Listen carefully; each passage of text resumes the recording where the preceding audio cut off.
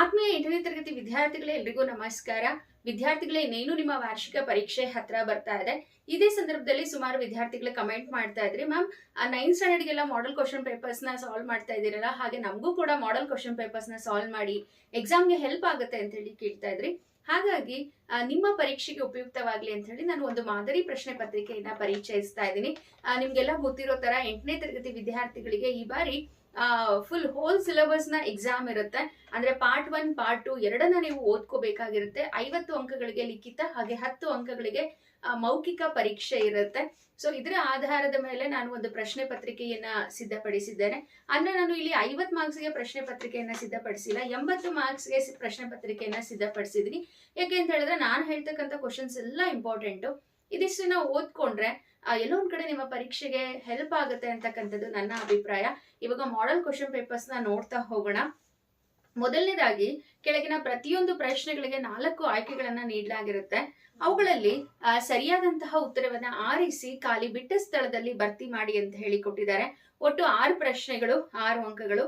ಮೊದಲನೇ ಪ್ರಶ್ನೆ ಈ ರೀತಿಯಾಗಿದೆ: ಕನ್ನಡ ವರ್ಣಮಾಲೆಯಲ್ಲಿರುವ ಅವರ್ಗೀಯ ವ್ಯಂಜನಾಕ್ಷರಗಳ ಸಂಖ್ಯೆ ಎಷ್ಟು ಅಂತ ಹೇಳಿ ಕೇಳಿದ್ದಾರೆ. ವರ್ಣಮಾಲೆ ಮೇಲೆ ಒಂದು ಪ್ರಶ್ನೆ ಇದ್ದೇ ಇರುತ್ತೆ, ಹಾಗಾಗಿ ವ್ಯಾಕರಣಾಂಶಗಳ ಕಡೆ ನೀವು ಗಮನವನ್ನ ಕೊಡಲೇಬೇಕಾಗತ್ತೆ. ನೋಡಿ, ಇಲ್ಲಿ ಅವರ್ಗೀಯ ವ್ಯಂಜನಾಕ್ಷರಗಳ ಸಂಖ್ಯೆ ಎಷ್ಟು ಅಂತ ಹೇಳಿ ಕೇಳಿದ್ದಾರೆ. ಆಪ್ಷನ್ಸ್ ನ ಗಮನಿಸಿ. Option A 7, option B 9, option C 6, option D 5. ವಿದ್ಯಾರ್ಥಿಗಳು ಯಾರು ಸುಮ್ಮನೆ ಕುತ್ಕೋಬಾರ್ದು, ಲೈವ್ ಚಾಟ್ ಅಲ್ಲಿ ಅಥವಾ ಕಮೆಂಟ್ ಬಾಕ್ಸ್ ಅಲ್ಲಿ ಆನ್ಸರ್ಸ್ ನ ಮಾಡ್ತಾ ಹೋಗಿ. ನೋಡಿ, ಇಲ್ಲಿ ಅವರ್ಗೀಯ ವ್ಯಂಜನಾಕ್ಷರಗಳು ವರ್ಣಮಾಲೆನಲ್ಲಿ 3 ಗುಂಪು: ಸ್ವರಗಳು, ವ್ಯಂಜನಗಳು ಮತ್ತೆ ಯೋಗವಾಹಗಳು. ಯೋಗವಾಹಗಳಲ್ಲಿ 2 ವಿಧ ಯಾವುದು ಅಂತ ಹೇಳಿದ್ರೆ ಅನುಸ್ವಾರ ಮತ್ತೆ ವಿಸರ್ಗ. ವ್ಯಂಜನಗಳಲ್ಲಿ 2 ವಿಧ ಯಾವುದು? ವರ್ಗೀಯ ವ್ಯಂಜನ, ಅವರ್ಗೀಯ ವ್ಯಂಜನ ಅಲ್ವಾ. ಇಲ್ಲಿ ಅವರ್ಗೀಯ ವ್ಯಂಜನ ಅಂದ್ರೆ ಯಾ ಇಂದ ಳ ತನಕ ಒಟ್ಟು ಎಷ್ಟು ಅಕ್ಷರಗಳಿದೆ ಅಂತ ಹೇಳಿ ಕೇಳ್ತಿದ್ದಾರೆ. ಯ, ರ, ಲ, ವ, ಶೆ, ಶ, ಸ, ಹ, ಳ. ಎಷ್ಟು ಅಕ್ಷರ ಆಯ್ತು? ಒಟ್ಟು 9 ಅಕ್ಷರ ಆಯ್ತು. ಹಾಗಾಗಿ ಫಸ್ಟ್ ಮೇಲಿರ್ತಕ್ಕಂತಹ ಮೊದಲನೇ ಪ್ರಶ್ನೆಗೆ ಸರಿಯಾದ ಉತ್ತರ 9. ಇಲ್ಲಿ ಆಯ್ಕೆಯನ್ನ ಗಮನಿಸಬೇಕು. Option B 9. ಈ ರೀತಿ ನೀವು ಉತ್ತರವನ್ನ ಬರೀಬೇಕಾಗುತ್ತೆ. ನಂತರ ಎರಡನೇ ಪ್ರಶ್ನೆಯನ್ನ ನೋಡಿ. ವಿಭಕ್ತಿ ಪ್ರತ್ಯಯದ ಮೇಲೆ ಪ್ರಶ್ನೆ ಇದೆ. ದ್ವಿತೀಯ ವಿಭಕ್ತಿಯ ಕಾರಕಾರ್ಥ. ವಿಭಕ್ತಿಗಳು, ಪ್ರತ್ಯಯಗಳು ಮತ್ತೆ ಕಾರಕಾರ್ಥಗಳು. ಪ್ರಥಮ, ದ್ವಿತೀಯ, ತೃತೀಯ, ಚತುರ್ಥಿ, ಪಂಚಮಿ, ಷಷ್ಠಿ, ಸಪ್ತಮಿ ಏನು ವಿಭಕ್ತಿಗಳಿದೆಯಲ್ಲ ಅದು, ಮತ್ತೆ ಅವುಗಳ ಪ್ರತ್ಯಯಗಳು: ಉ, ಅನ್ನು, ಇಂದ, ಗೆ, ಇಗೆ, ಕೆ, ದೆಸೆಯಿಂದ, ಅ, ಅಲ್ಲಿ. ಇದಿಷ್ಟು ಪ್ರತ್ಯಯಗಳು. ಹಾಗೆ ಕಾರಕಾರ್ಥಗಳು: ಕರ್ತೃ, ಕರ್ಮ, ಕರಣ, ಸಂಪ್ರದಾನ, ಅಪದಾನ, ಸಂಬಂಧ, ಅಧಿಕರಣ. ಇವುಗಳನ್ನ ನೋಡ್ಕೊಂಡ್ರೆ 1 ಮಾರ್ಕ್ಸ್ ಪ್ರಶ್ನೆ ಇದ್ದೇ ಇರುತ್ತೆ. ದ್ವಿತೀಯ ವಿಭಕ್ತಿಯ ಕಾರಕಾರ್ಥ ಅಂತ ಹೇಳಿ ಕೇಳ್ತಿದ್ದಾರೆ. ಆಪ್ಷನ್ಸ್ ನ ಗಮನಿಸಿ. ಆಪ್ಷನ್ ಎ ಕರ್ಮಾರ್ಥ, ಆಪ್ಷನ್ ಬಿ ಕರ್ಣಾರ್ಥ, ಆಪ್ಷನ್ ಸಿ ಸಂಪ್ರದಾನ, ಆಪ್ಷನ್ ಡಿ ಅಧಿಕರಣ. ಕರ್ತ್ರರ್ಥ, ಕರ್ಮಾರ್ಥ. ಎರಡನೇದು ಯಾವ್ದು ಬಂತು? ದ್ವಿತೀಯ ವಿಭಕ್ತಿ ಅಂತ ಹೇಳಿದ್ರೆ ಕರ್ಮಾರ್ಥ ಅಂತ ಹೇಳಿ ಬಂತು. ಆಪ್ಷನ್ ಎ ಕರ್ಮಾರ್ಥ ಸರಿಯಾದ ಉತ್ತರ. ನಂತರ ನೋಡಿ, ಮೂರನೇ ಪ್ರಶ್ನೆಯನ್ನ ಗಮನಿಸಿ. ಜಂಗಮ ಪದದ ವಿರುದ್ಧಾರ್ಥಕ ಪದ. ಆಪ್ಷನ್ ಎ ವಿರಕ್ತಿ, ಆಪ್ಷನ್ ಬಿ ವಿದ್ವಾಂಸ, ಆಪ್ಷನ್ ಸಿ ಗುರು, ಆಪ್ಷನ್ ಡಿ ಸ್ಥಾವರ. ಜಂಗಮ ಪದದ ಆಪೋಸಿಟ್ ವಿರುದ್ಧ ಪದ ಏನು? ಸ್ಥಾವರ. ನಿಮ್ಮ ಪಠ್ಯ ಪುಸ್ತಕದಲ್ಲಿದೆ ಜಂಗಮ, ಸ್ಥಾವರ. ಆಪ್ಷನ್ ಡಿ ಸ್ಥಾವರ. ನೆಕ್ಸ್ಟ್ 4ನೇ ಪ್ರಶ್ನೆ. ಪುರಂದರದಾಸರ ಅಂಕಿತ ನಾಮ. ಆಪ್ಷನ್ಸ್ ನ ಗಮನಿಸಿ. ಆಪ್ಷನ್ ಎ ಹರಿದಾಸ, option B Purandara Vittala, option C Kavyananda, option D ಭಕ್ತಿ ವಿಠಲ. ಪುರಂದರದಾಸರ ಅಂಕಿತ ನಾಮ ಯಾವುದು? Yes, very good, Purandara Vittala. Option B Purandara Vittala ಇದು ಸರಿಯಾದಂತಹ ಉತ್ತರ. ಇನ್ನು ನಂತರ 5ನೇ ಪ್ರಶ್ನೆಯನ್ನ ಗಮನಿಸಿ ಏನಿದೆ ಅಂತ ಹೇಳಿ. ದಿಗ್ವಾಚಕ ಪದಕ್ಕೆ ಉದಾಹರಣೆ. ದಿಗ್ವಾಚಕ ಅಂತ ಹೇಳಿದ್ರೆ ದಿಕ್ಕುಗಳನ್ನ ಸೂಚಿಸ್ತಕ್ಕಂತಹ ಪದ. ಆಪ್ಷನ್ ಎ ಒಳ್ಳೆಯ, ಆಪ್ಷನ್ ಬಿ ಪಶ್ಚಿಮ, ಆಪ್ಷನ್ ಸಿ 2, ಆಪ್ಷನ್ ಡಿ ಸಂಬಂಧ. ದಿಗ್ವಾಚಕ ಯಾವುದು ಬರುತ್ತೆ ಇಲ್ಲಿ? ಆಪ್ಷನ್ ಬಿ ಪಶ್ಚಿಮ ಅಂತ ಇದೆ ನೋಡಿ. ಪಶ್ಚಿಮ ದಿಕ್ಕನ್ನ ಹೇಳ್ತಾ ಇದೆ, ಹಾಗಾಗಿ ಪಶ್ಚಿಮ ಎನ್ನೋ ಪದ ದಿಗ್ವಾಚಕಕ್ಕೆ ಉದಾಹರಣೆ. ನಂತರ 6ನೇ ಪ್ರಶ್ನೆ. ಸಜಾತಿ ಸಂಯುಕ್ತಾಕ್ಷರ ಹೊಂದಿರತಕ್ಕಂತಹ ಪದ ಯಾವುದು ಅಂತ ಹೇಳಿ ಕೊಡ್ಬೇಕಿತ್ತು. ಆಪ್ಷನ್ ಎ ಅಕ್ಕ, ಆಪ್ಷನ್ ಬಿ ಸೂರ್ಯ, option C Kailasa, option D ಕೃತಿ. ಅಕ್ಕ ಅನ್ನೋದು ಸರಿಯಾದ ಉತ್ತರ. ಕಾಗೆ ಕಾವತ್ತಿದೆ, ಹಾಗಾಗಿ ಆಪ್ಷನ್ ಎ ಅಕ್ಕ ಸರಿಯಾದ ಉತ್ತರ. ಸಜಾತಿಯ ಸಂಯುಕ್ತಾಕ್ಷರ ಇರ್ತಕ್ಕಂತಹ ಪದ. Next second men. ಮೊದಲೆರಡು ಪದಗಳಿಗೆ ಇರ್ತಕ್ಕಂತಹ ಸಂಬಂಧದಂತೆ ಮೂರನೇ ಪದಕ್ಕೆ ಸಂಬಂಧಿಸಿದ ಸಂಬಂಧಿ ಪದ ಬರೆಯಿರಿ ಅಂತ ಹೇಳ್ಕೊಟ್ಟಿದ್ದಾರೆ. ಸಂಧಿಗೆ ಸಂಬಂಧಿಸಿದಂತೆ ಪ್ರಶ್ನೆ. 7ನೇ ಪ್ರಶ್ನೆ ಇದು. ಭಕ್ತಿಯುಳ್ಳ, ಭಕ್ತಿ ಪ್ಲಸ್ ಉಳ್ಳ, ಭಕ್ತಿಯುಳ್ಳ ಯಕಾರಾಗಮ ಸಂಧಿ ಅಥವಾ ಆಗಮ ಸಂಧಿ ಆದ್ರೆ ಕಳೆಗುಂದು ಅನ್ನೋದು ಯಾವ ಸಂಧಿ ಅಂತ ಹೇಳಿ ಕೇಳಿದ್ದಾರೆ. ಕಳೆ ಪ್ಲಸ್ ಕುಂದು, ಕಳೆಗುಂದು ಆದೇಶ ಸಂಧಿ. ಕಾತಾಪಗಳಿಗೆ ಗಾದಾಪಗಳು ಆದೇಶವಾಗಿ ಬರುತ್ತೆ, ಹಾಗಾಗಿ ಇದು ಆದೇಶ ಸಂಧಿಗೆ ಉದಾಹರಣೆ ಆಗುತ್ತೆ. ನೋಡಿ ಇಲ್ಲಿ ಸೆಕೆಂಡ್ ಮೈನ್ ನಾನು ಈ ಕಡೆ ಬರಿತಾ ಇದ್ದೀನಿ. ಸೆಕೆಂಡ್ ಮೈನ್ 7ನೇ ಪ್ರಶ್ನೆ. ಕಳೆಗುಂದು ಆದೇಶ ಸಂಧಿ.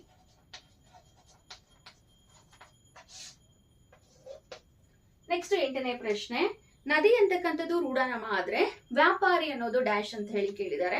ನೋಡಿ, ರೂಢಿಯಿಂದ ಕರ್ಕೊಂಡು ಬಂದಂತ ಹೆಸರುಗಳು ನದಿ, ಬೆಟ್ಟ, ಪರ್ವತ, ಸರೋವರ, ಸಮುದ್ರ ಇದೆಲ್ಲ ಏನಾಗುತ್ತೆ, ರೂಢನಾಮ ಆಗುತ್ತೆ. ಈಗ ವ್ಯಕ್ತಿ ಅಥವಾ ವಸ್ತುವಿನ ಗುಣ, ಸ್ವಭಾವ, ಅವ್ರು ಮಾಡ್ತಕ್ಕಂತಹ ಕೆಲಸ ಆಧರಿಸಿಟ್ಟಂತ ಹೆಸರುಗಳಿಗೆ ಅನ್ವರ್ಥ ನಾಮ ಅಂತ ಹೇಳಿ ಕರಿತೀವಿ. ಇಲ್ಲಿ ವ್ಯಾಪಾರಿ ಅಂತ ಹೇಳಿ ಕೊಟ್ಟಿದ್ದಾರೆ, ಹಾಗಾಗಿ ಇದು ಅನ್ವರ್ಥ ನಾಮ. ವ್ಯಾಪಾರಿ, ಅನ್ವರ್ಥ ನಾಮ. ಓಕೆನಾ? ಇನ್ನ ನೆಕ್ಸ್ಟ್ ನೋಡಿ 9ನೇ ಪ್ರಶ್ನೆ ಈ ರೀತಿಯಾಗಿದೆ. ಒಂದು ಇಲ್ಲಿ ಲೇಖನ ಚಿಹ್ನೆಯನ್ನ ಕೊಟ್ಟಿದ್ದಾರೆ. ಆ ಲೇಖನ ಚಿಹ್ನೆ ಪ್ರಶ್ನಾರ್ಥಕ ಚಿಹ್ನೆ ಅಂತ ಇದೆ. ಇನ್ನೊಂದು ಚಿಹ್ನೆಯನ್ನ ಕೊಟ್ಟಿದ್ದಾರೆ, ಅದು ಯಾವುದು ಅಂತ ಹೇಳಿ ಕೇಳ್ತಾ ಇದ್ದಾರೆ. ಸ್ಕ್ರೀನ್ ಮೇಲೆ ನೋಡಿ ಗೊತ್ತಾಗುತ್ತೆ ನಿಮ್ಗೆ ಯಾವ ಚಿಹ್ನೆ ಅದು. ನೋಡಿ ಯಾವ ಚಿಹ್ನೆ ಇದು, ಭಾವ ಸೂಚಕ ಅಥವಾ ಆಶ್ಚರ್ಯ ಸೂಚಕ.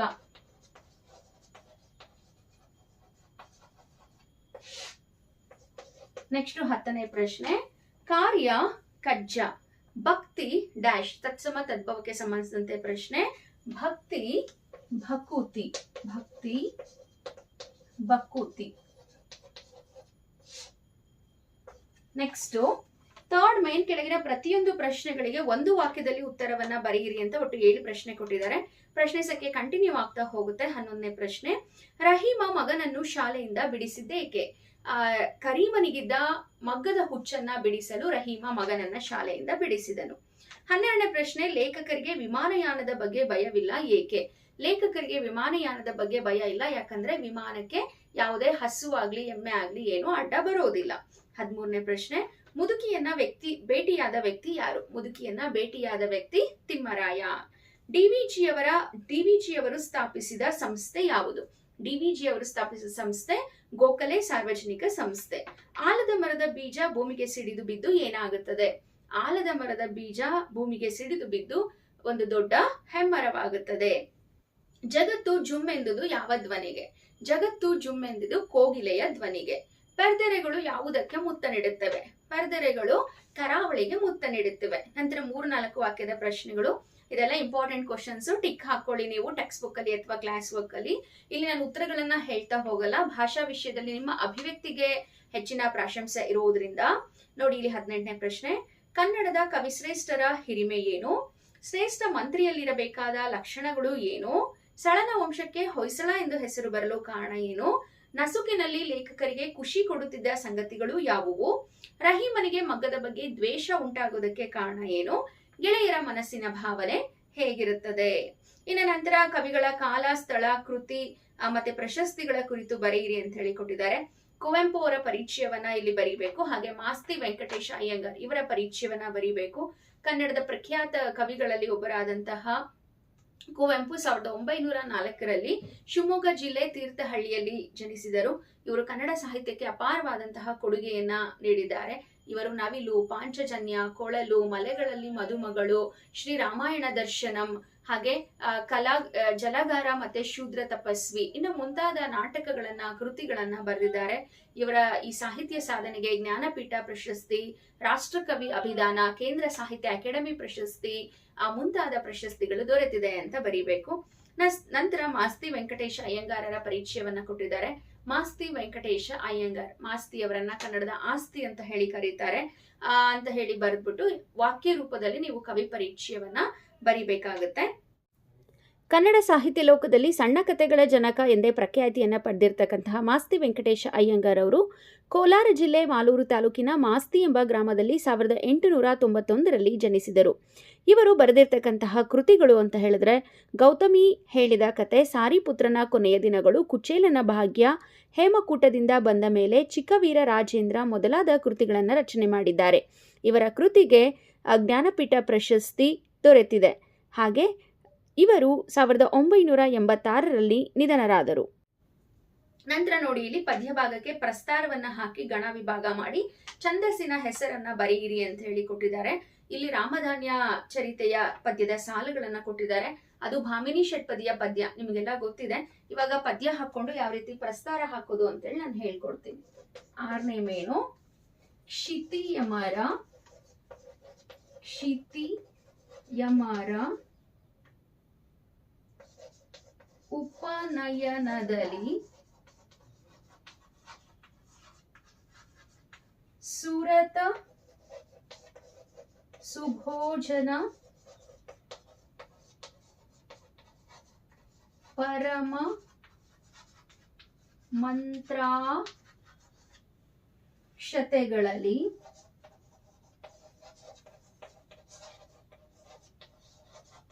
ಶುಭ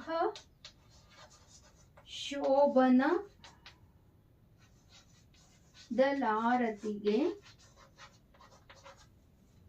ಹಿರಿಯರಲಿ.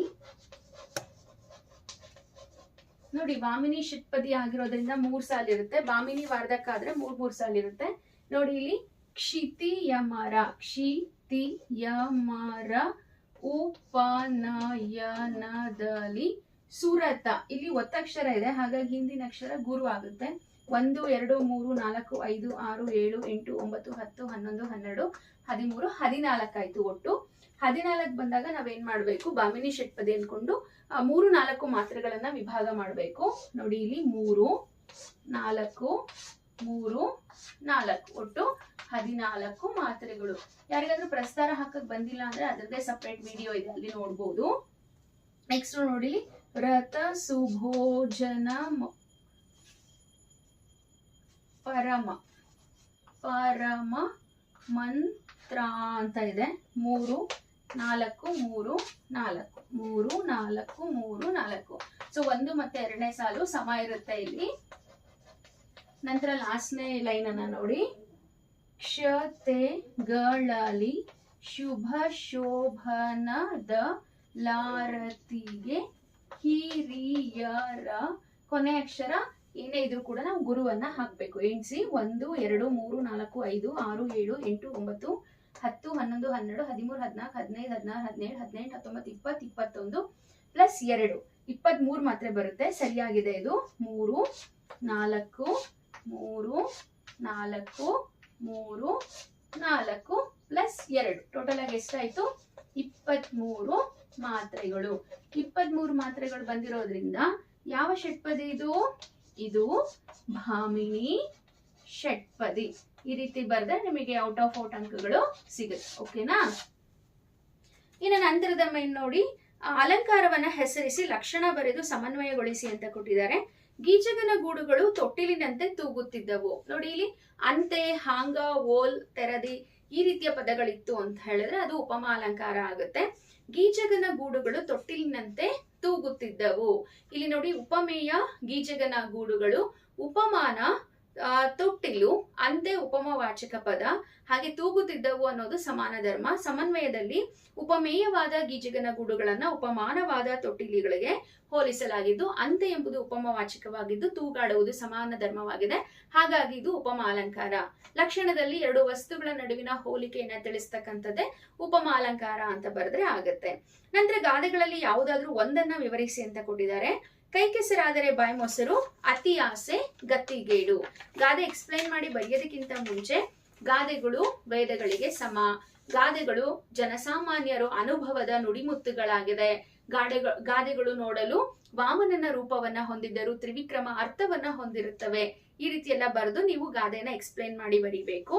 ನಂತರ ಸಂದರ್ಭವನ್ನ ಕೊಟ್ಟಿದ್ದಾರೆ. ಕಳ್ಳನಾದವನು ಮನೆ ಬಿಟ್ಟು ಓಡಿ ಹೋದವನು ಮಗನೇ ಅಲ್ಲ. ಯಾವ ಪಾಠ ಇದು? Yes, very good. ಮಗ್ಗದ ಸಾಹೇಬ ಪಾಠ. ನೀನು ಉತ್ಸವಕ್ಕೆ ಹೋಗುವುದಿಲ್ಲವೇ, ಸಾರ್ಥಕ ಬದುಕಿನ ಸಾಧಕ ಪಾಠ. ಇವರಿರಲಿ ಸೆರೆಯೊಳಗ 6 ತಿಂಗಳು, ರಾಮಧಾನ್ಯ ಪಾಠದ ವಾಕ್ಯ ಇದು. ನಿದ್ದೆಯಲ್ಲಿ ಮುಳುಗಲಿನ್ಯಾವ ಕನಸಿನ ಮೊಸಳೆ ಹಿಡಿಯುವುದು, ಯಶೋಧರೆ ಪಾಠ. ಕಣ್ಣು ಬೇರೆ ನೋಟ ಒಂದು, ಭಾರತೀಯತೆ ಪದ್ಯದ ಸಾಲು. ನೆಕ್ಸ್ಟ್ ಪದ್ಯ ಭಾಗವನ್ನ ಪೂರ್ಣ ಮಾಡಿ ಅಂತ ಕೊಟ್ಟಿದ್ದಾರೆ. ಗೆಳೆತನ ಪದ್ಯದ ಒಂದಿದೆ ಪಾರ, ಹಾಗೆ ಕನ್ನಡಿಗರ ತಾಯಿ ಪದ್ಯದ ಒಂದು ಪ್ಯಾರಾವನ್ನ ಕೊಟ್ಟಿದ್ದಾರೆ. ಉಪ್ಪಿಗಿಂತಲೂ ರುಚಿಯು ತಾಯಿಗಿಂತಲೂ ಬಂದು, ಇಲ್ಲೆಂಬ ಗಾದೆ ನುಡಿ ಕೇಳಿರುವೆನು, ಗೆಳೆತನದ ಶುಚಿ ರುಚಿಯು ಇದಕ್ಕೂ ಮಿಗಿಲಾಗಿಹುದು, ಆ ಕಂಡವರೇನು ಬಲ್ಲರಿದನು ಅಂತ ಹೇಳಿ ಆ ಪ್ಯಾರ ಬರಿಬೇಕು. ಇನ್ನೊಂದು ಜೈನರಾದ ಪೂಜ್ಯಪಾದ ಕೊಂಡ ಕುಂದವರಿಯರ ಅಂತ ಆ ಪ್ಯಾರ ಇದೆಯಲ್ಲ, ಅದನ್ನ ಇಲ್ಲಿ ಬರೆಯೋ ಕೊಟ್ಟಿದ್ದಾರೆ. ನೆಕ್ಸ್ಟ್ ಪದ್ಯವನ್ನ ಓದಿ ಅರ್ಥ ಮಾಡ್ಕೊಂಡು ಸಾರಾಂಶ ಬರೀರಿ ಅಂತ ಹೇಳಿ ಇಲ್ಲಿ ರಾಮಧಾನ್ಯ ಚರಿತೆ ಪದ್ಯದ ಸಾಲನ್ನ ಕೊಟ್ಟಿದ್ದಾರೆ. ಮಳೆದೆಗೆದು ಬೆಳೆದೆಗೆದು ಬೆಳೆಯಡಗಿ ಕ್ಷಾಮದ ವಿಲಯ ಕಾಳದೋಳ್, ಅನ್ನವಿಲ್ಲದೆ ಅಳಿವ ಪ್ರಾಣಿಗಳ ಆಧರಿಸಿ ಸಲಹುವೆನು, ಜಗವರಿಯೇ ಎಲ್ಲವೋ ನೀನೆಲ್ಲಿ ಹೆಯ್ಯೋ, ನಿನ್ನೆಯ ಬಳಗವದು ತಾನೆಲ್ಲಿಹುದು, ಈ ಹಲವು ಹುಲುಧಾನ್ಯಗಳೆನಗೆ ಸರಿದೊರೆಯೇ ಕೇಳೆಂದ. ಸೊ ಇದರ ಅರ್ಥವನ್ನ ಬರಿಬೇಕಾಗತ್ತೆ. ನಂತರ 8-10 ವಾಕ್ಯದಲ್ಲಿ ಉತ್ತರಿಸಿಕೊಟ್ಟಿದ್ದಾರೆ. ಮುದ್ದಣ ಹಾಗೆ ಮನೋರಮೆ ಇವರಿಬ್ಬರ ನಡುವಿನ ಸಂಭಾಷಣೆಯನ್ನ ನಿಮ್ಮ ಮಾತಿನಲ್ಲಿ ಬರೆಯಿರಿ ಅಂತ ಕೊಟ್ಟಿದ್ದಾರೆ. ಅಥವಾ ಗೆಳೆತನದ ಮಹತ್ವವನ್ನ ಚನ್ನವೀರ ಕಣವಿ ಅವರು ಹೇಗೆ ತಿಳಿಸಿದ್ದಾರೆ ಅಂತ ಕೊಟ್ಟಿದ್ದಾರೆ.